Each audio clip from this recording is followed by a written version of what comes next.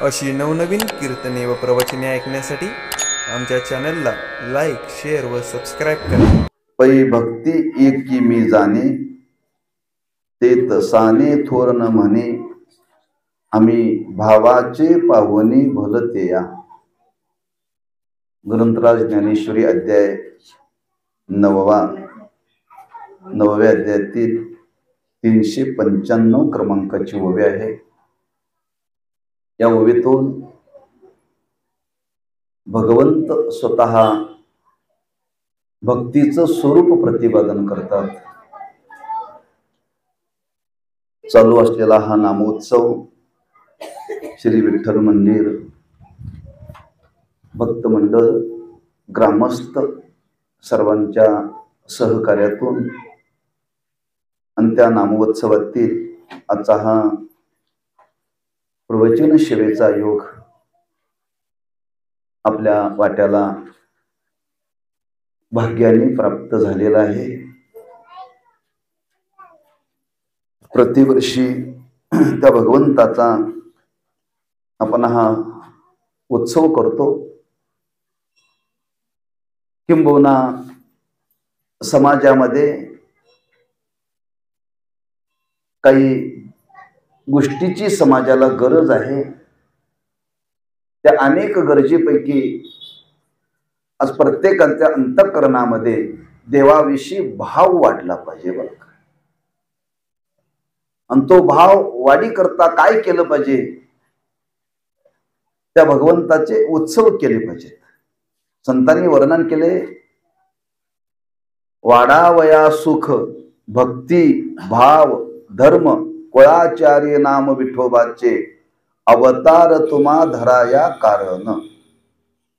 हा संत सुद्धा या भूतलावरती अवतीर्ण होऊन काय करतात? समाजामध्ये भक्ती कशी वाढेल, भाव कसा वाढेल, धर्म कसा वाढेल, हा त्यांचा प्रयत्न आहे. आपलं जीवन हे अनेक अंगाने जडणघडण होत चाललेलं आहे बरं का. आणि त्या जीवनामध्ये आपल्या अंतःकरणामध्ये दिवसेंदिवस देवाविषयी भक्ती निर्माण झाली पाहिजे. भक्ती निर्माण झाली पाहिजे म्हणून मी शब्द वापरला, गरज आहे का? लोकांची धारणा आहे आम्हाला भक्तीची गरज नाही. आम्हाला भक्तीची गरज नाहीये. पण देवाने आपल्याला एक इंद्रिय दिलेलं आहे. अनेक इंद्रिय दिली. त्या अनेक इंद्रियापैकी मन नावाचं इंद्रिय दिलेलं आहे. आणि मन नावाचं इंद्रिय हे भावप्रधान आहे बरं का. भावप्रधान आहे. बुद्धी ही ज्ञान प्रधान आहे. आणि बाकीची इंद्रिय कर्म प्रधान आहेत बरं का. आज मनुष्य ज्ञानावरती जगतो का भावनेवरती जगतो? भावनेवरती जगतो. लक्षात ठेवा. एकमेकाच्या अंतःकरणामध्ये काहीतरी भावना आहेत, त्या भावना व्यक्त केल्या जातात. एखाद्याच्या जीवनामध्ये जर काही कष्ट झाले असतील, काही दुःख झालेलं असेल, काही संकट आले असेल, तर त्याच्याविषयी सद्भावना व्यक्त केल्या की त्याचं मन हलकं होतं बरं का. मन हलकं होतं. म्हणजे एखाद्याचं मन हलकं होण्याकरता, त्याच्या मनातलं दुःख जाण्याकरता, संकट जाण्याकरता सद्भावना व्यक्त केल्या जातात. हा, त्या सद्भावना व्यक्त करून ते दुःख निवृत्त होतं बरं का. संकट निवृत्त होतं, कष्ट निवृत्त होतं. शरीराला कष्ट झाल्यानंतर काय करावं लागतं? शरीराला कष्ट झाल्यानंतर विश्रांतीची गरज आहे. पण मनाला जर कष्ट झाले तर त्याला भक्तीची गरज आहे बरं का. भक्तीशिवाय मन शांत होत नाही, मन स्थिर होत नाही. तात्पर्य ते मन भावप्रधान आहे. आणि ते मन भावप्रधान असल्यामुळे त्या मनाची शक्ती वाढण्याकरता, मनाचं सामर्थ्य वाढण्याकरता, मनाचं स्थैर्य वाढण्याकरता एकमेव जगाच्या पाठीवरती उपाय आहे भक्ती. त्याला दुसरा पर्याय काय नाही बरं का. भौतिक युग आहे, भौतिक प्रगती झालेली आहे आणि भौतिक युगामध्ये असं काही अजून साधन निघालेलं नाही, असं काय औषध निघालेलं नाही बरं का, की खरंच आपल्या भावना वाढण्याकरता काही औषध कुठं मिळतं का? नाही.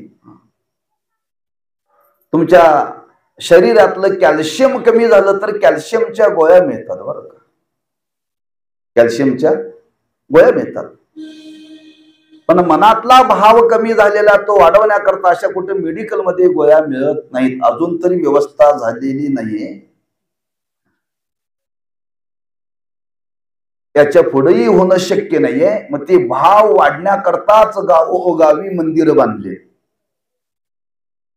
बरं का. मंदिर उभा करण्याची कारण काय, की प्रत्येक गावामध्ये अनेक मंदिर आहेत, जागा आहे म्हणून मंदिर बांधलेलं नाहीये. अनेक लोकांनी त्या मंदिरामध्ये यावं आणि आपल्या मनाची शक्ती वाढावी. ती शक्ती वाढण्याकरता त्या मनाला भक्तीमध्ये प्रवृत्त करावं लागतं बरं का. भक्तीमध्ये प्रवृत्त झाल्याशिवाय मनाची शक्ती वाढत नाही, मनाचं सामर्थ्य वाढत नाही. लक्षात ठेवा. म्हणजे दुःख सहन करण्याची जी शक्ती लागते, आम्ही तुम्ही सर्वजण प्रापंचिक आहोत आणि प्रापंचिक जीवन जगत असताना मनाला फार कष्ट आहेत, बऱ्याच गोष्टी सहन कराव्या लागतात, सहन कराव्या लागतात. आणि त्या सहन करण्याकरता त्या मनाची शक्ती वाढवावी लागते. ती कशाने वाढते? या भक्ती मार्गाचं अनुसरण करण्याने. मग तुम्ही बघा, आजचं सर्वे करून बघा, समाजामध्ये चाललेलं आहे. काही लोकांना राजकारण करून समाजकारण करून करून मन शांत राहत नाही, संध्याकाळची टिंब टिंब घ्यावी लागते. टिंब टिंब घ्यावी लागते का? झोपच लागत नाही. त्या मनावरती बर्डन आहे, मनावरती बर्डन आहे बरं का. हा, छत्रपती शिवाजी महाराज हे राजे होते, त्यांच्या मनावरती बर्डन नव्हतं का? होतं. मग ते मन हलकं करण्याकरता छत्रपती शिवाजी महाराज तुकोबरांच्या कीर्तनाला येऊन बसत होते. कीर्तनाला येऊन बसवते ते लक्षात ठेवा. एक आदर्श आहे छत्रपतींच्या जीवनातला हा. आपण घेतला पाहिजे, राजे लोकांनी तरी घेतला पाहिजे, राजकारण करणाऱ्याने तरी घेतला पाहिजे बरं का. तात्पर्य त्या मनाला शांत करण्याकरता, मनाला स्थिर करण्याकरता, मनाची शक्ती वाढवण्याकरताच भक्तीची गरज आहे. माझा बोलण्याचा हेतू लक्षात ठेवा. मी प्रश्न उपस्थित केलाय, भक्तीची गरज आहे का? आपण याचा सारासार विचार करा, म्हणजे आपल्याला कळेल गरज आहे बरं का. आणि गरज असल्यामुळे प्रत्येकाने जीवनामध्ये भक्ती केली पाहिजे. मग कुणी म्हणेल ठीक आहे, तुमचा आम्ही घटकाभर विचार मान्य केला, भक्तीची गरज आहे, मान्य केला. मग भक्तीची गरज आहे, भक्ती करण्याकरता काय करावं लागतं? महाराज म्हणतात काहीही करावं लागत नाही, काहीच करावं लागत नाही. फक्त भक्ती करण्याकरता भाव अंतःकरणामध्ये असावा लागतो. देवा कारणे भाव तस्मात, द्यावे न लगे फारशे वित्त, करा एक चित्त तरी बहुत, एवढ्यासाठी नका करू वाता हात घा. एक भक्ती करण्याकरता भाव लागतो. द्यावे न लगे वित्त, पैसे लागत नाही. पैसे, भक्ती करण्याकरता पैसे लागत नाही, लक्षात ठेवा. फक्त भाव लागतो. आणि आपल्या अंतःकरणामध्ये भाव असेल तर त्या भावनेच्या जोरावरती भक्ती करता येते. मग कोणालाही करता येते. श्रीमंतातला श्रीमंत असला तरी त्याला करता येते, गरीबातला गरीब असला तरी त्याला करता येते. का? काय भांडवलच लागत नाही हो, भांडवलच. प्रवचन करायला तरी भांडवल लागतंय, अभ्यास करावा लागतोय. पण भक्ती करण्याकरता काहीच लागत नाही. अनेकांच्याकडे जाऊन अनेक ग्रंथाचं वाचन करून ज्ञान मिळवावं लागतं, तेव्हा कुठं तासभर बोलता येतं. पण भक्ती करणं हे सगळ्यांना जमत नाही. पण भक्ती मात्र सर्वांना जमते बरं का. त्याला काही लागत नाही, फक्त भाव लागतो, फक्त भाव. भावाच्या जोरावरती भक्ती करता येते. मग आज प्रत्येकाच्या अंतःकरणामध्ये भाव आहे की नाही? आहे, कमी जास्त आहे. काय कमी जास्त आहे. पण जगामध्ये भाव नाही असा मनुष्यच नाही, लक्षात ठेवा. भाव नाही असा मनुष्यच नाही. बघा, काही माणसं देवळात येत नसतील पण जाता जाता बाहेरून तरी पाया पडतात, बरं, भाव आहे. काही माणसं देवळाकडे येत नाहीत पण रस्त्याने जाता जाता कोणाला जर पाय लागला तर त्याला नमस्कार करतात, भाव आहे. गाडीवरती सकाळी बसताना माणसं गाडीला पाया पडतात आणि मग टांग टाकतात, भाव आहे. शेतकरी शेतामध्ये चालला तर हत्यार घेत असताना पहिलं काम करताना त्या हत्याराला नमस्कार करतो, भाव आहे. भाव नाही असा मनुष्य नाही, बरं का. तुम्ही कोणत्या क्षेत्रातला कोणताही व्यवसाय करणारा माणूस असू दे, त्या हत्याराला नमस्कार केल्याशिवाय तो कार्य करत नाही का? भाव आहे हो. म्हणजे भाव नाही असा जगाच्या पाठीवरती मनुष्य नाही, बरं का. प्रत्येकाच्या अंतःकरणामध्ये भाव आहे. मग आपल्या अंतःकरणामध्ये असलेला भावच देवाला समर्पित करायचा आहे. भावच समर्पित करायचा आहे. अंतःकरणातला भाव देवाला समर्पित करणं यालाच म्हणतात भक्ती. यालाच म्हणतात भक्ती. मग तो आपल्या अंतःकरणातला भाव समर्पित करणारा कोण आहे? देव म्हणतो तो कोण आहे मीही बघत नाही. पै भक्ती एक मी जाणे, तेत साने थोर न म्हणे. जो कोणी माझी भक्ती करण्याकरता प्रवृत्त झालेला आहे, फक्त त्याच्या अंतःकरणामध्ये माझ्याविषयी भक्ती आहे का, भाव आहे काय, एवढंच मी पाहतो. तो लहान आहे का मोठा आहे मी बघत नाही, म्हणतो देव. तो ब्राह्मण आहे का क्षत्रिय आहे का वैश्य आहे का शूद्र आहे बघत नाही, म्हणतो मी देव. तो स्त्री आहे का पुरुष आहे मी बघत नाही.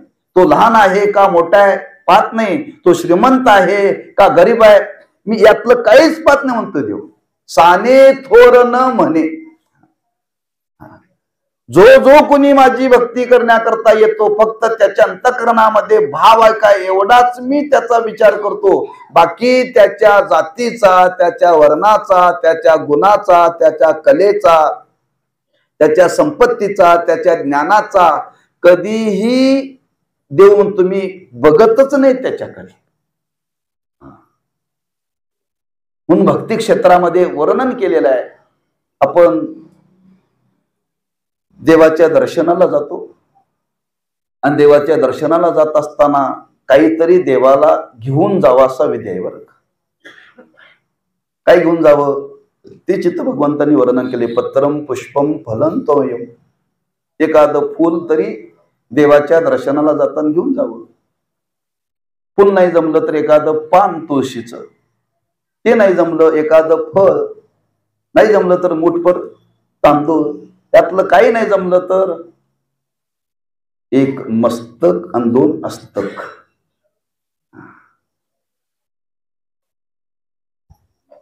ज्यावेळी हा मनुष्य देवाच्या दर्शनाला जातो, दर्शनाला जात असताना देव येणारा भक्त काय घेऊन येतो का हे बघत नाही, बरं का. बघत नाही. येत असताना याच्या अंतःकरणामध्ये माझ्याविषयी काय भाव आहे का तेवढाच देव पाहतो, बरं का.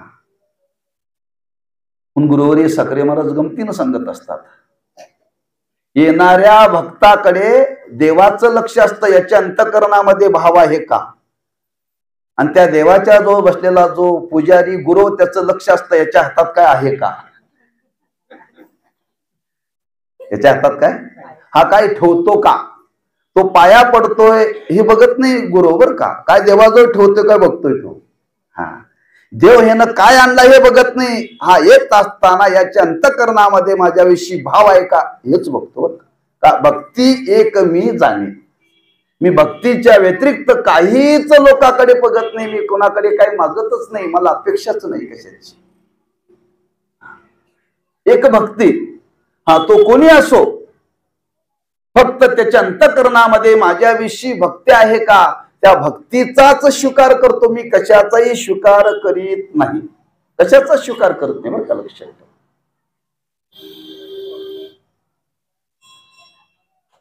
म्हणून तुम्ही काही पुराणातले प्रसंग पहा, म्हणजे आपल्याला कळते. देवाने इथंच वर्णन केले, भगवंताच्या जीवनातला बालपणातला मित्र सुदाम, बर, बालपणापासून मित्र, ब्राह्मण वर्णातला, पण भाव अतिशय अंतकरणामध्ये देवाविषयी, बर का, अतिशय.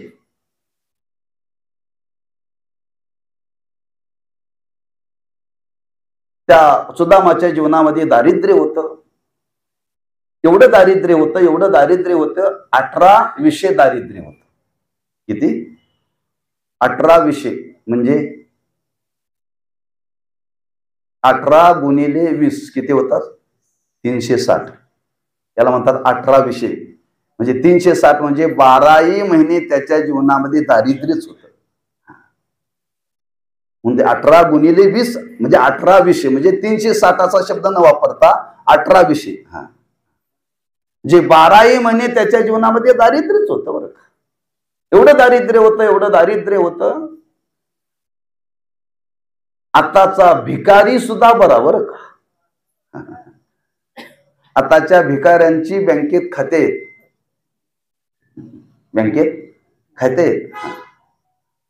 लाखो रुपये आहेत बँकेत, लक्षात ठेवा.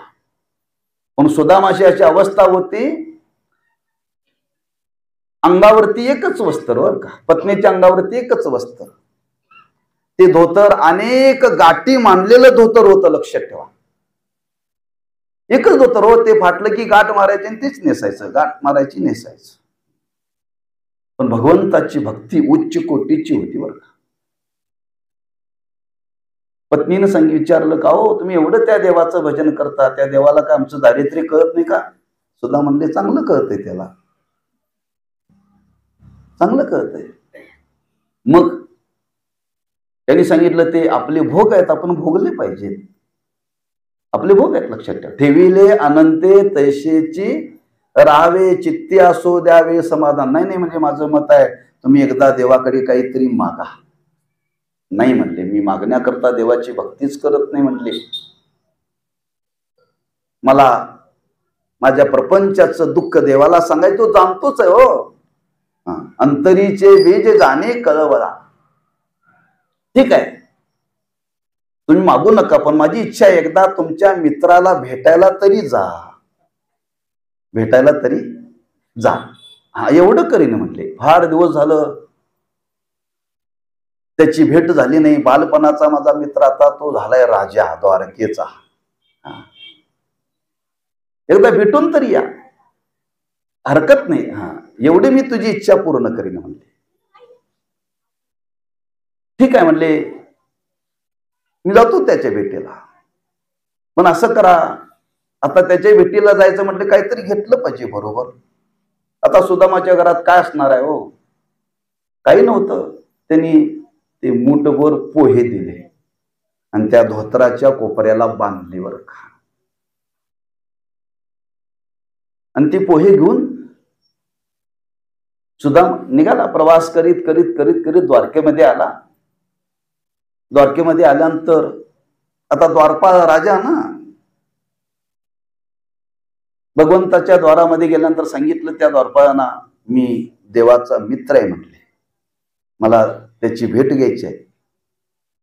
द्वारपाल म्हटले, आमचा हा देव राजा आणि तुमच्याकडे पाहिजे तर एवढं दारिद्र्य, कमीत कमी मित्रता असण्याकरता दोघांची समानता पाहिजे का? श्रीमंताचा श्रीमंत मित्र, सत्तावानाचा सत्तावान मित्र. तुम्ही एवढी भिकाऱ्यासारखे दिसता आणि आमचा देव राजा आणि संता मित्र, हे शक्यच नाही म्हणजे अशी मित्रता असू शकत नाही म्हणजे. खरंच मी मित्र आहे, त्यांचा बालपणापासूनचा मित्र आहे. नाही म्हणते, तुम्हाला जाता येणार नाही. ठीक आहे, मला पाठवू नका, फक्त निरोप द्या तुमचा बालपणीचा सुदाम नावाचा मित्र आला, एवढा निरोपच करतो म्हणजे. आणि त्याप्रमाणे तो सेवक आत गेला. भगवंताला सांगितलं बालपणीचा आपला सुदाम नावाचा मित्र. सुदाम शब्द ऐकल्याबरोबर देव सिंहासनावरती बसले, झटकन उठले. बरं उठले, धावत धावत आले, धावत धावत आले, आले आले आणि पहिल्यांदा सुदामाला आलिंगन दिलं. सुदामा किती वर्षांनी आलास रे तू? हा, नेलेला आतमध्ये ज्या सोन्याच्या सिंहासनावरती देव बसला होता त्या सिंहासनावरती सुदामाला बसवलं. किती किती दिवसांनी आलास, किती तुला त्रास झाला, कसा आला चालत? देवानी पाय दाबायला सुरुवात केली.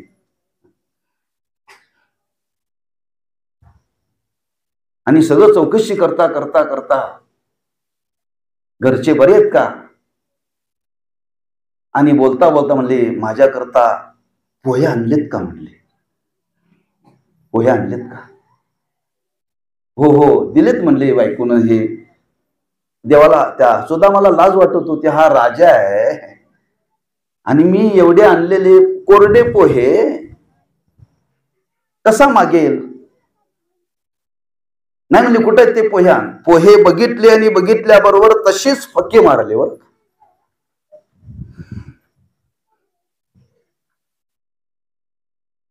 आता ते पोहे कोरडे होते, किती दिवसाचे होते काय माहिती, पण भगवंतांनी घेतले आणि खायला सुरुवात केली, फके मारायला सुरुवात केली. आपण फोडणी टाकून देवाला पोहे देतो, एकदा तरी देवाने खाल्लेत का?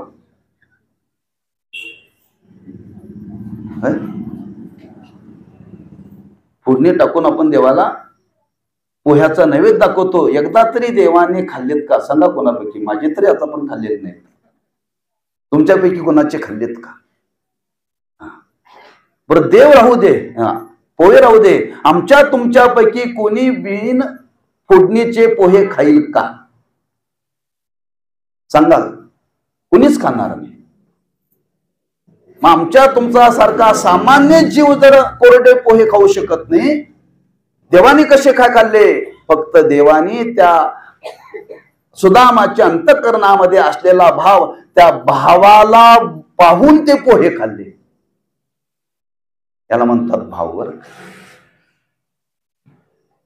म्हणजे त्यांनी फोडणी टाकून आणलेत का, कसे आणलेत, चांगले आहेत का, निवडून आणलेत, काही काही देवाने पाहिलं नाही. याने आणलेत ना, माझ्याकरता आणलेत ना, याच्या अंतःकरणामध्ये भाव आहे ना, त्या भावाचा परिणाम कोरडेच खाल्ले. हो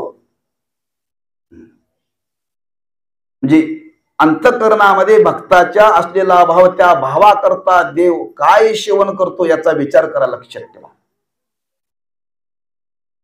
म्हणून तर भगवान स्वतः सांगता, भक्ती एक मी जाणे, मी बाकी काही जाणत नाही. हा ते कोरड्या आहेत का, ओल्या आहेत का, फोडणी टाकलेले आहेत, काही काही जाणत नाही. फक्त त्याच्या अंतःकरणामध्ये माझ्याविषयी भाव आहे ना, खास माझ्या करता याने पोहे आणलेत का नाही, याच्या अंतःकरणामध्ये भाव आहे का नाही.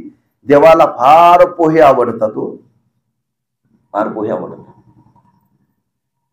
म्हणून फक्त जो कोणी देवाच्या भक्तीमध्ये प्रवृत्त झालेला आहे, त्याच्या अंतःकरणातला फक्त देव भावच पाहतो, बाकी काहीही पाहत नाही.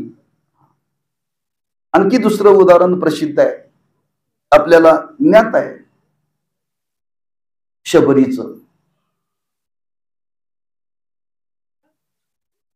त्या शबरीकडे त्याला दर्शन देण्याकरता प्रभू रामचंद्र गेली. ती कथा आहे फार मोठी, त्यातला फक्त भाव आपल्या समोर सांगतो.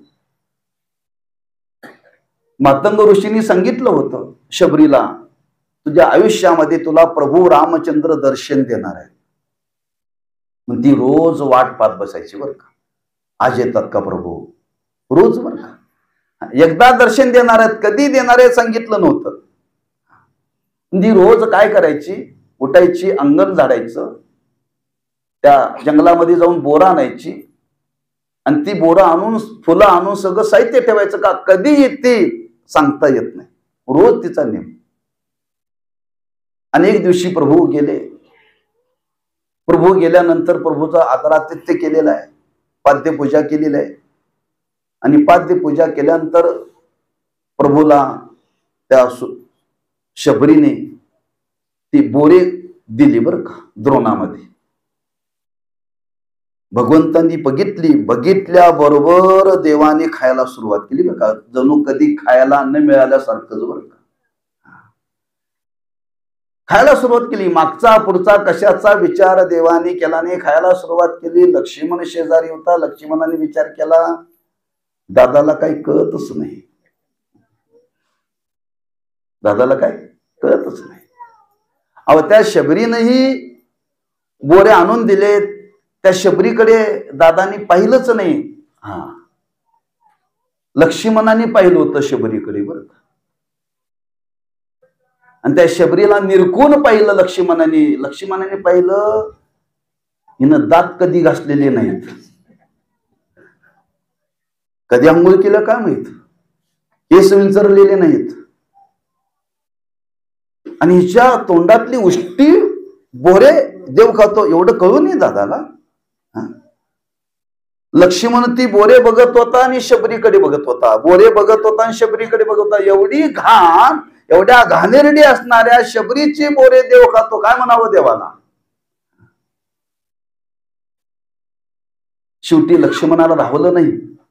दादा थांबा म्हणले, थांबा म्हणले काय झालं. अहो काय झालं म्हणजे, अहो विचार करा, तुम्ही आज बोरे खाण्याकरता प्रवृत्त झालाय.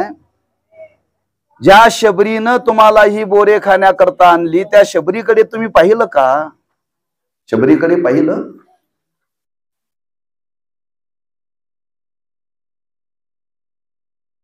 प्रभूंनी सांगितलं त्याच्याकरता तुला आणलंय. म्हणजे मी शबरीला बघायला आलो नाही म्हणते, मी शबरीला बघायला आलो नाहीये. मी कशा करता आलोय, फक्त शबरीतल्या अंतकरणातला भाव बघण्याकरता आलोय म्हणते. काय तू फक्त शबरीकडे पाहिलं, फक्त मी तिच्या अंतकरणातला भाव बघितला. ती उष्टे आहेत का कच्ची आहेत, तिने आंघोळ केली का नाही केली, मी हे बघतच नाहीये, मी हे बघतच नाहीये.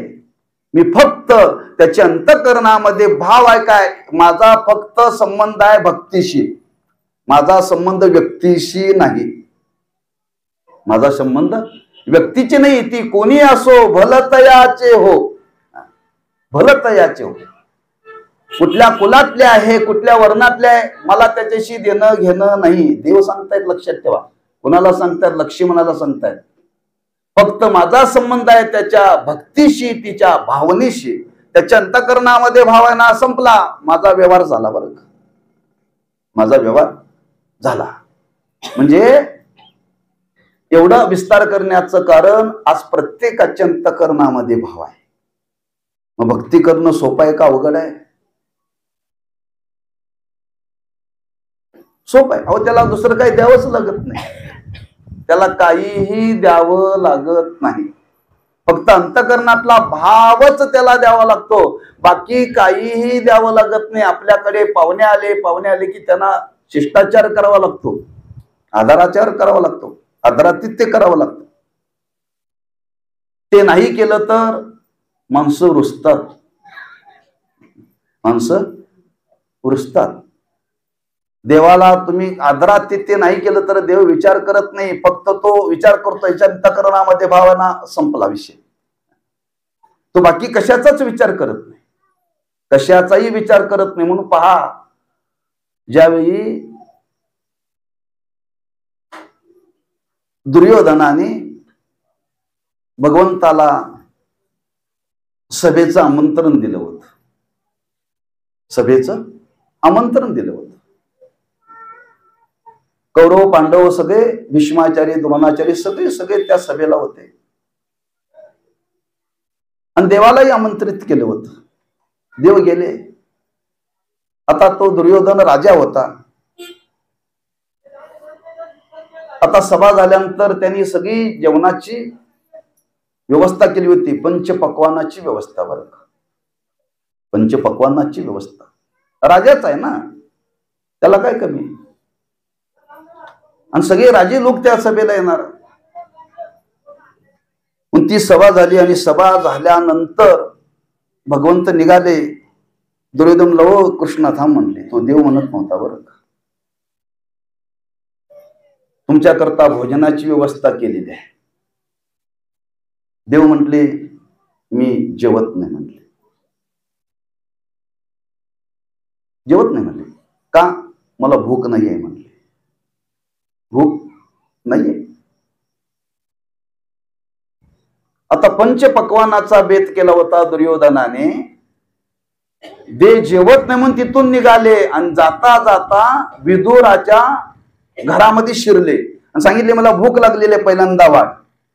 जिथं स्वयंपाक तयार होता तिथं म्हटले जेवायचं नाही आणि ज्याच्या घरात काय नाही त्याला म्हणले मला वाढ. हा कुठला न्याय?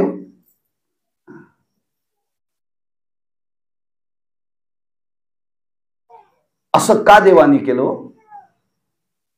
पंचपक्वानाचा बेत केला होता तरी देवाने ते स्वीकारलं नाही. देवाने विचार केला ना पंचपक्वानाचा बेत केलेला आहे पण याच्या अंतःकरणामध्ये भाव नाही आहे. त्याच्या अंतःकरणामध्ये भाव नाही आहे. भाव नसेल तर देव ते सेवन करीत नाही. आणि विदुर काकाच्या घरामध्ये गेल्यानंतर सांगितलं मला भूक लागलेली आहे. भूक लागल्या म्हणलं तर देव आले अचानक, काहीच घरात नाही. घाई घाईने कन्या केल्या आणि त्या कन्या करण्याकरता जेवढं ती कणी पाहिजे होती कणी होती कमी आणि पाणी होतं जादा. आणि त्या विदुर काकाच्या पत्नीने त्या कन्या केल्या. दरदरीत पाण्या माझी रांधिलेल्या कन्या. आता कन्या कशा करतात तुम्हाला माहिती आहे. आता कन्या कोणी खातच नाही. पूर्वी लोक कन्या खात होते. आता उठल्या उठल्या काय लागते? बिस्कुट.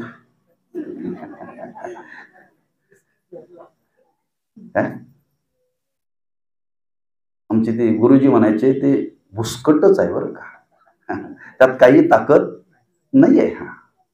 पण पूर्वी माणसं ताक कन्या खायचे बरं का. आणि त्या विदुर आणि विदुर काकाच्या पत्नीने त्या कन्या केल्या, एवढ्या पातळ केल्या होत्या देवाला त्या पिता येईनात हो. कारण इकडं उचललं की इकडं जायचं, इकडे उचललं इकडं जायचंय. देवाला 4 हात लावावं लागले. पण देवाने त्या आनंदाने सेवन केल्या बरं का. विदुरा घरच्या भक्षुनी कन्या परमानंदे झाला. देवाला एवढा आनंद झाला, एवढा आनंद झाला. देवाला वाटलं मला आज जणू स्वर्गातला अमृतच मिळालं बरं का. पाण्यातल्या कन्या होत्या पण भाव होता. पंचपक्वान्नाचा स्वयंपाक होता पण भाव नव्हता. पै भक्ती एक मी जाणे. तो काय पदार्थ आहे, कोण देणार आहे, माझं त्याच्याशी देणं घेणं नाही म्हणतो बरं का. फक्त माझा संबंध भक्तीशी आहे, भावाशी संबंध आहे. माझा भाव आपल्या अंतःकरणातला देवाला देणं म्हणजेच भक्ती. आपल्या अंतःकरणातला भाव देवाला देणं म्हणजेच भक्ती. बाकी काहीही देवाला द्यावं लागत नाही. काही द्यावं लागत नाही, लक्षात ठेवा. म्हणून तुकोबारांनी वर्णन केले, भाव ज्याचे गाठी त्याशी लाभ उठा उठी. ज्याच्या अंतःकरणामध्ये देवाविषयी भाव आहे ना, त्यालाच फल प्राप्त होतं. ज्याच्या अंतःकरणामध्ये भाव नाही त्याला फल प्राप्त होत नाही. त्याची केलेली ती भक्ती सफल होत नाही. भक्ती सफल होत नाही, लक्षात ठेवा. म्हणून अंतःकरणामध्ये जो देवाविषयी असलेला भाव, त्या भावालाच देव स्वीकारतो आणि तो भावच देवाला देणं म्हणजे भक्ती. म्हणून बाकी कशाचा विचार देव करीत नाही. म्हणून आपल्याकडे पद्धत आहे, लक्षात ठेवा. जाता जाता लक्षात ठेवा, पण तसंच वागू नका बरं. आपल्याकडे समाजाला वळण पडलंय. सत्यनारायणाची पूजा करायची म्हणलं की माणसं खारकार आणतात पण किडलेले असतात बरं काका. लोक म्हणतात देवाला कसंही चालतंय, देवाला कसंही चालतंय. पूजेचं साहित्य असतं ते पाहण्यासारखं असतं बरं का. आम्हाला नाही इलाजाने पूजा कराव्या लागतात म्हणून ते माहिती आहे बरं का. तुम्ही जर दुकानात गेला तर तो पुजारी विचारतोय खारका गुटीच्या पाहिजेत का पूजेच्या पाहिजेत. गुटीच्या पाहिजेत का पूजेच्या पाहिजेत. तो दुकानदार विचारतोय सुपारी खायची पाहिजे का पूजेची पाहिजे. कापड दुकानदार विचारतोय आहेराला कपडे पाहिजेत का वापरायचे पाहिजेत? आमची धारणा आहे देवाला कसंही दिलं तरी चालतं. हो चालतं, यात काही चुकीचं नाही बरं का, यात काही चुकीचं नाहीये. पण देताना माणसानं चांगल्या भावनेनं द्यावं, चांगल्या भावनेनं द्यावं. तुम्हाला आठवण म्हणून सांगतो, जाता जाता लक्षात ठेवा, देवाला चांगलं दिलं तर आपल्याला चांगलं मिळतं, लक्षात ठेवा. आपण जर देवाला हलकं दिलं, आपण पाहुण्याला हलका आयर केला तर आपल्याला पाहुणा चांगला आयर करतोय, बरोबर आहे. ती माणसं लक्षात ठेवतात, त्यांनी कुठला आहेर आपल्या लग्नात केला होता लक्षात ठेवलेलं असते बरं का. तसाच आहेर आपल्याला आणतात. आपल्याला वाटतंय आम्ही हलका केला तरी चालेल पण पाहुण्याने चांगला आणला पाहिजे, शक्यच नाही. आम्ही देवाला काही दिलं तरी चालेल पण देवाने आम्हाला चांगलं दिलं पाहिजे असं घडत नाही. येते द्यावे तैसे घ्यावे, थोडे परी निरे व्हावे. देवाचा एक स्वभाव आहे, जसं मला तुम्ही देता तसंच मी तुम्हाला देणार. बरं का, मला तुम्ही फाटकं दिलं ना, तुमच्या आयुष्यात तुम्हाला फाटकच, कारण तुमचा भावच तसा ना, जसा भाव असेल तसा. देताना चांगल्या भावनेनं द्यावं बरं का, चांगल्या भावनेनं द्यावं.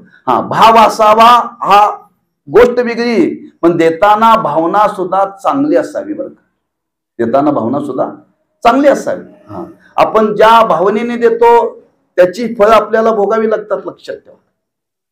म्हणून तो नेम आहे. त्या दानाच्या बाबतीत वर्णन केले. एकदा सत्यभामेनं नारदांना विचारलं, नारद महर्षी तुम्हाला एक गोष्ट विचारायची आहे. म्हणले विचारा. म्हणले काय नाही. म्हणले मला हा भगवान श्रीकृष्ण परमात्मा पती म्हणून प्राप्त झालाय, माझं भाग्य आहे. मग प्राप्त झालाय ना, भाग्य आहे ना? हो भाग्य हो, पण मला पुन्हा इच्छा आहे पुढच्या जन्मात हाच मिळावा, पुढच्या जन्मात हाच मिळावा. मग काय केलं पाहिजे? नारद महर्षी म्हणले सोपं आहे, या जन्मामध्ये जे दान केलं जातं ते पुढच्या जन्मात मिळतं. या जन्मामध्ये जे दान केलं जातं ते पुढच्या जन्मात मिळतं. या जन्मामध्ये जर हरभऱ्याची डाळ दान केली तर पुढच्या जन्मात घोड्याचा जन्म, बरं का, घोडा फक्त हरभरेच खातोय, बाकी काय खात नाही, लक्षात ठेवा. या जन्मात जर तुम्ही साखर वाटली तर पुढच्या जन्मामध्ये साखर सम्राट, चेअरमनच कारखान्याचा नियम आहे. मी विनोदाने सांगत नाही बरं, काही वास्तवत आहे. या जन्मामध्ये तुम्ही चांगली वस्त्र दान केलं तर पुढच्या जन्मामध्ये सूतगिरणीचा चेअरमन.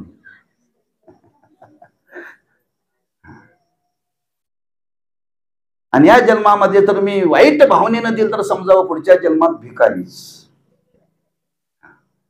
जे आपण देवाला देतो तसंच आपल्याला देव देतो. मला एवढा चित्त भावंडाचा आहे बरं का.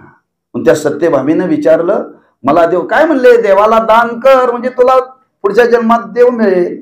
म्हणून तिने दान केला बरं का. सत्यभामा दान करी उजूर नाही अंगीकारी, सेवकाच्या श्री धरुनी चाले पादुका. आणि दान करण्याकरता प्रवृत्त झाली. नारदांना विचारलं, म्हणले मी दान करते पण ह्या बाबाला घेणार कोण? ह्याला रोज लोणी लागतं, पाव बटर लागत नाही, ह्याला चहा लागत नाही, ह्याला दही दूध लोणी लागतं. हा फार खादाड आहे, ह्याच्याकरता याला फार लागतं. हे कोणाच्या घरात नाही, आज सगळ्यांचं दूध डेअरीला जाते, कोण खाऊ घालणार याला? कोणाच्या घरात दूध नाही असलं तर दर्शीचं पित नाही. नारदांनी सांगितलं कोणीच घेणार नाही, मलाच देऊन टाक म्हटले. नारदाला दान देऊन टाकलं बरं का. त्यातला सांगण्याचा भाव आहे, आपण जे देतो ते आपल्याला प्राप्त होतं. म्हणून देवाला काही दिलं तरी चालतं का? देवाला त्याची वस्तूची गरज नाही हो. देवाला वस्तूची गरज नाही का? त्यानेच आपल्याला सगळं दिलंय, त्याला काय आपण देणार आहे? त्यानंच आपल्याला दिलेलं आहे, आपण त्याला काय देणार आहे? जे या विश्वामध्ये निर्माण केले, कुणी आम्ही तुम्ही निर्माण केले का त्यांनी निर्माण केलंय? जे जे निर्माण केले ते ईश्वराने निर्माण केले, त्यानेच निर्माण केलेलं आपल्याला मिळाले, आपण देणार तरी काय त्याला. म्हणून तुकोबांनी वर्णन केले, दिली इंद्रिय हात पाय कान, डोळे मुख बोलाया वचन, जेनी तो जोडशी नारायण नाशे जीव पण भवरोग. हे शरीर त्यांनीच दिले, इंद्रिय त्यांनीच दिले, ज्या वस्तू निर्माण केल्या त्या त्यांनीच निर्माण केलेत. आपण देणार तरी काय, त्याला काही द्यावं लागत नाही आणि त्याला जगाकडून काही अपेक्षा नाही का. तो नित्य तृप्त आहे, नित्य तृप्त आहे.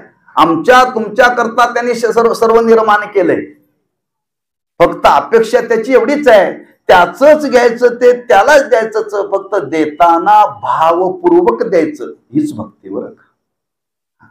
त्याच घ्यायचं आणि ते त्यालाच द्यायचं, नेम आहे. तुम्ही जर काशीला गेला तर काशीला गेल्यानंतर त्या गंगेची पूजा करावी असा नेम आहे. गंगेची पूजा करायची. आता गंगेची पूजा करायची म्हटल्यानंतर काय पाहिजे, पूजा करण्याकरता पहिल्यांदा काय पाहिजे, पाणी. मग जाताना बिस्लरी मधून घेऊन जायचं. आता गंगेचीच पूजा करायची आहे, गंगेची पूजा करण्याकरता इथून पाणी घेऊन जायचं नाही, गंगेचंच पाणी घ्यायचं, गंगेचंच पाणी घ्यायचं आणि ते गंगेलाच अर्पण करायचं. सोपं आहे का नाही. फक्त ते अर्पण करताना भावपूर्वक करायचं. तसं देवाने निर्माण केलेलं आहे, प्रत्येक वस्तू देवाने निर्माण केलेली आहे, त्यानेच निर्माण केलेली आहे, ती त्यालाच द्यायची आहे, फक्त ती भावपूर्वक द्यायची आहे, त्यालाच भक्ती म्हणतात.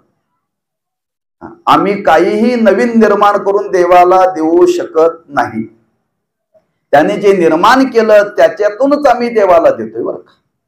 म्हणून इथं भगवान सांगतात, फक्त जो कोणी मला देण्याकरता काही प्रवृत्त झाला असेल तर त्या देण्याच्या माग त्याच्या अंतःकरणामध्ये फक्त भक्ती आहे का, एवढाच मी विचार करतो, मी बाकी कशाचा विचार करीत नाही. भक्ती एक मी जाणे. इथं साने थोर न म्हणे, तो लहान आहे का मोठा आहे, मला त्याच्याशी देणं घेणं नाहीये. श्रीमंत आहे काय गरीब आहे, याच्याशी मला देणं घेणं नाही. कुणाशी माझं वैरत्वच नाहीये. सगळे मला सारखेच आहेत, सगळे मला सारखेच आहेत. ब्राह्मण असो, क्षत्रिय असो, वैश्य असो, शूद्र असो, चांडाळ असो, देव म्हणतात मला त्याच्याशी देणं घेणं काही नाहीये. तो लहान आहे का मोठा आहे, कुठल्या अधिकारावरती आहे का, संपन्न आहे का, विद्वान आहे का, ज्ञानी आहे, मला हे पाहायची गरजच नाही म्हणतो. फक्त त्याच्या अंतःकरणामध्ये असलेला भाव मला एवढाच त्याचा स्वीकार करायचा आहे, बाकी मला त्याचं काही स्वीकार करायचं नाही. साने थोर न म्हणे. देवाला विचारलं असं का, आम्ही भावाचे पाहुणे भुकेले. देव सांगतात मला फक्त भावनेची भूक लागते. आम्ही भावाचे पाहुणे आहोत, आम्हाला फक्त भावनेची भूक लागते, बाकी कशाची आम्हाला भूक नाही. थोर प्रेमाचा भुकेला हाची दुष्काळ तयाला. फक्त भावनेची भूक देवाला लागलेली आहे, बाकी कशाची भूक लागलेली नाही. आम्हाला भूक लागलेली आहे, काही खा, गडपच आहे सगळं, काही खा गडपच आहे. आपण काय सोडत नाही, सप्ताच्या पंक्ती सोडत नाही, माहीच्या पंक्ती पण सोडत नाही आपण. आम्हाला जिथं फक्त खायची सवय हो. देव कधीही काही खात नाही, फक्त त्या भावनेचा स्वीकार करतो, भाव स्वीकारतो बरं का. कसा सांगतो आपल्याला थोडासा. आपण देवाला नैवेद्य दाखवतो, देवाला नैवेद्य दाखवत असताना ते नैवेद्याचं ताट देवाच्या समोर ठेवल्यानंतर ते देवाला प्राणायासा, उपानासा, व्यानासा, समाना पंचप्राण आहेत ना, त्या प्रत्येक प्राणाचा नाव घ्यायचं आणि समर्पयामी म्हणायचं बरं का. हे शरीर प्राणमय कोश आहे, अन्नमय कोश आहे, ह्याला खाऊ घालावं लागतं तरी जगतंय बरं का. एरवी जगत नाहीये. म्हणून तो देव आता त्या मूर्तीमध्ये प्राणत्व आलंय त्याला, आणि मूर्तीमध्ये प्राणत्व आल्यामुळे त्याला ताण लागते, भूक लागते बरं का. म्हणून दुपारी नैवेद्य दाखवावा, संध्याकाळी नैवेद्य दाखवावा, सकाळी नाश्त्याला दाखवावं, 4 वाजताच्या आपल्याला जसं लागतं तसं देवाला द्यावं बरं का शेवटी प्राण आलाय त्याच्यामध्ये. मग तो नैवेद्य देवाच्या समोर ठेवावा आणि समर्पयामी म्हणावं आणि तो समर्पण केल्यानंतर पुन्हा आपण खावा. देव खात नाही, देव खात नाही. फक्त नामदेव महाराजांच्या हातचा नैवेद्य तेवढे खाल्ला बरं का. आणि रोजच्या रोज जर देवाला दाखवलेला नैवेद्य जर देव रोज जर खायला लागला तर माणसं देवाला नैवेद्य दाखवणार नाही, दाखवणार नाही. त्याच्या पुढचा एक भाग सांगतो. गुरुवरी सक्रिय महाराज सांगत असता, समजा उद्या रोज देव जेवायला लागला, रोज देव जेवायला लागला तर लोक सरकारकडे मागणी करतील, आमच्या घरामध्ये रोज देवाला जेवायला करते तेव्हा एक रेशन मध्ये देवाचं नाव वाढवा. रेशन मध्ये का घरात किती माणसं तेवढ्या माणसांनी आज तांदूळ मिळतं का नाही. हा, मग देव सुद्धा रोज जेवतो का नाही. आम्हाला नोंद करायला पाहिजे घरात किती 4 माणसं, 5वा देव, त्याला रोज लागतं खायला. लोकांनी ही तक्रार केली असती, मागणी केली असते, त्याच्या नावाने सुद्धा आम्हाला 5 किलो महिन्याला खात नाही ते बरं आहे बरं का. देव नैवेद्य सेवन करतच नाही. मग काय सेवन करतो, फक्त त्यातला स्वाद घेतो बरं का, त्यातला स्वाद घेतो. कसं हे पाहायचं, पाहता येतं बरं का. तुम्ही एक प्रयोग करून बघा. 2 मोगऱ्याची फुलं आणायची, सुगंधी बरं का, आणायची, त्या फुलांचा वास घ्यायचा नाही आणि ती फुलं आणून तराजू मध्ये वजन करायची, कुठल्या, सोन्याच्या बरं का. आणि ती फुलं वजन करायची आणि वजन केल्यानंतर ते बाजूला घ्यायचे आणि वजन किती नोंद करून ठेवायची. पुन्हा त्या 2 फुलातलं काय, एका फुलाचा आपण सुगंध हुंगायचा नाकाने आणि एका फुलाचा सुगंध हुंगायचा नाही. त्या फुलाची पुन्हा वजन करायचं. ज्या फुलाचा तुम्ही सुगंध हुंगला त्याचं वजन कमी झालेलं असतं, ज्याचा सुगंध हुंगला नाही त्याचं वजन कमी होत नाही बरं का. म्हणजे फुलामध्ये असलेला सुगंध जर नाकाने घेतला, सुगंध घेण्याच्या आधी वजन करा आणि सुगंध गेल्यानंतर वजन करा. प्रयोग करून बघा आणि मला सांगा बरं का, वजन कमी होत आहे. तसं आपण देवाला नैवेद्य दाखवत असताना प्रत्यक्ष देव ते खात नाही, फक्त त्याच्यातला स्वाद आणि आमच्या अंतःकरणात असलेला भाव तेवढाच स्वीकारतो बरं का. बाकी काही तो स्वीकारत नाही का, त्याला त्याची गरज नाही, त्याची त्याला गरज नाही आहे. फक्त तो भावच त्याला लागतो. म्हणून इथं भगवंतांनी वर्णन केले, आम्ही भावाचे पाहुणे भुकेले. आम्हाला भावनेची भूक लागलेली आहे, आम्हाला कशाची भूक नाही आहे. म्हणून ही भावनेची भूक भागवण्याचं सामर्थ्य आज एकाच साधनामध्ये आहे, ते म्हणजे भक्ती, ते म्हणजे भक्ती. आणि अशी भक्ती आज सर्वांना करता येते बरं का, सर्वांना करता येते. आणि अशी भक्ती जर आपण जीवनामध्ये जर केली तर त्या भक्तीतून तुम्हाला प्रपंचामध्ये येणाऱ्या दुःखाला सहन करण्याची शक्ती वाढते. भक्तीतून शक्ती येते बरं का. आज शारीरिक बळ असावं का मानसिक बळ असावं, मनाचं बळ वाढावं बरं का. आणि ते भक्तीने वाढतं, भक्तीने वाढतं. जसं योगाचा अभ्यास करणारी मंडळी म्हणतात रोज प्राणायाम करत जा. प्राणायाम केला तर काय घडतं, हृदय चांगलं राहतं असं त्यांचं मत आहे. हृदय फुफ्फुस चांगली राहतात हो. आता कोरोना होऊन गेलाय. आज पेपरला आहे, ज्यांनी ती कोविड घेतलं त्याचा परिणाम आता हृदयावरती व्हायला लागलाय बरं का. आजच्याच का कालच्या पेपरला बातमी आहे, साईड इफेक्ट. पण तो कमी करता येतो कशाने, प्राणायामाने. प्राणायामाने फुफ्फुस हृदय चांगलं ठेवता येतं. जर प्राणायामाने फुफ्फुस हृदय चांगलं ठेवता येतं तर माझं मत आहे भक्तीने मन चांगलं ठेवता येणार नाही का. म्हणजे प्राणायामामध्ये सामर्थ्य आहे हृदय चांगलं ठेवण्याचं, पण ही त्या हृदयामध्ये असणारं मन, ते मनाचं बळ, त्या मनाचं सामर्थ्य मात्र या भक्तीने वाढतं. म्हणून भक्तीची आज प्रत्येकाला गरज आहे आणि ती भक्ती सर्वांना करता येते. भक्ती करण्याकरता काहीही लागत नाही, फक्त भाव लागतो. आणि तो भाव कुठं बाजारात मिळत नाही, तो प्रत्येकाच्या अंतःकरणामध्ये आहे. आणि आपल्या अंतःकरणामध्ये असलेला भावच देवाला समर्पण करावा. मग तुकोबाराय म्हणतात, हेची थोर भक्ती आवडते देवा, संकल्पावी माया संसाराची. अशी भक्ती आपल्या प्रत्येकाच्या जीवनामध्ये करता येते. आणि ती भक्ती वाढावी आज त्याची गरज आहे. आणि ती भक्ती वाढण्याकरता ह्या उत्सवाची गरज आहे. बरं का, उत्सवाची गरज आहे.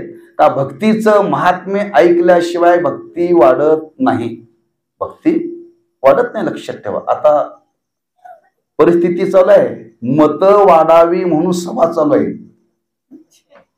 मत वाढावीत म्हणून सभा चालू आहेत. प्रत्येक पक्षकार सांगतोय आम्हालाच द्या निवडून, आम्हीच कार्य करू. प्रत्येक जण सांगतोय का आम्ही असं करू, आतापर्यंत यांनी असं केलं नाही, यांच्यापेक्षा आम्ही असं करू. म्हणजे आम्ही तुम्ही त्यांना ते मत टाकावं, मत देणाऱ्यांची संख्या वाढावी.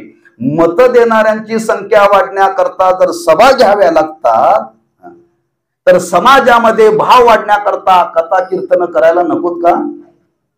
लोक म्हणतात यांना काय कामं नाहीत, आता या फिरणाऱ्यांना काम आहेत होय म्हणतात तुम्ही.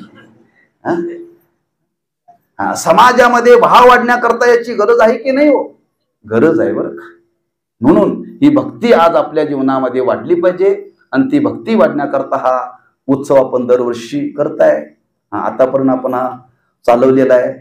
त्या नेमाने चालवण्यातून तुम्ही बरंच मंडळांनी मंदिराचा जीर्णोद्धार करून देवाला वरती नेला आणि आपल्याला खाली ठेवलंय बरं का. ते वरतीच आहे, सगळीकडेच आहे तसा देव. पण आपण आतापर्यंत हे नेमाने अखंडित सेवा करून एक चांगलं कार्य आपण या मंडळाच्या वतीनं केलेलं आहे. हे भक्तीतूनच घडलेलं आहे, भावनेतून घडलेलं आहे. आणि असंच कार्य उत्तर सर्वांच्या जीवनामध्ये आणि ते घडावं. आणि ते घडता घडता त्या देवाकडे एवढंच मागावं, आमच्या अंतःकरणामध्ये देवा तुझ्याविषयी भाव वाढावा. आमच्या जीवनामध्ये दारिद्र्य आलं तरी चालेल, पण देवा भाव आमच्या अंतःकरणातला कमी होऊ देऊ नको. आता माझ्या भावा अंतराय नको देवा. कारण भाव निघून गेला की आपल्यात आणि देवात अंतर पडतं. आपल्यात आणि देवात अंतर पडून असं वाटत असेल तर भाव कायम राहिला पाहिजे. आणि तो भाव आमच्या जीवनामध्ये दिवसेंदिवस वाढावा, एवढी त्या भगवंताच्या चरणी प्रार्थना करून सेवेला पूर्णविराम द्यायचा आहे. या उत्सवाच्या माध्यमातून काही चिंतन करण्याची संधी प्राप्त झाली. काही यथामती चिंतन आपल्या समोर मांडण्याचा प्रयत्न केला. झालेली सेवा त्या भगवंताच्या चरणी समर्पित करून सेवेला पूर्णविराम देऊ. पुंडलिक वरदा हरी विठ्ठल श्री ज्ञानदेव तुकाराम. यत्र योगेश्वर कृष्ण